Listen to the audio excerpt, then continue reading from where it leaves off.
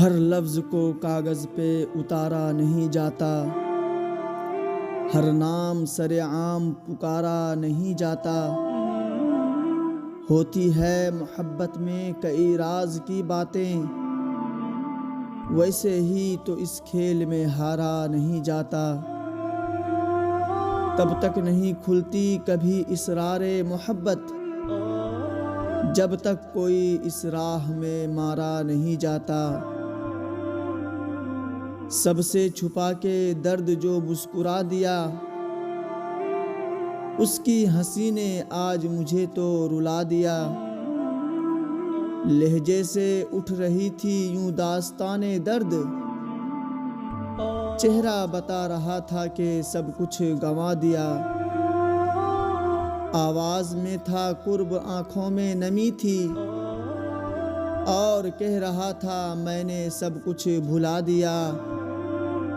جانے کیا لوگ سے تھی اسے شکایت، تنہائیوں کے دیس میں خود کو بسا دیا۔ بہت پہلے سے ان قدموں کی آہٹ جان لیتے ہیں، تجھے اے زندگی ہم درد سے پہچان لیتے ہیں۔ سکون کے دن فراغت کی رات سے بھی گئے، تجھے گنوا کے بھری کائنات سے بھی گئے۔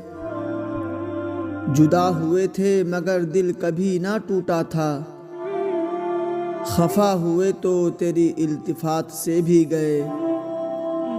چلے تو جھیل کی گہرائیاں تھی آنکھوں میں، پلٹ کے آئے تو موج کی فرات سے بھی گئے۔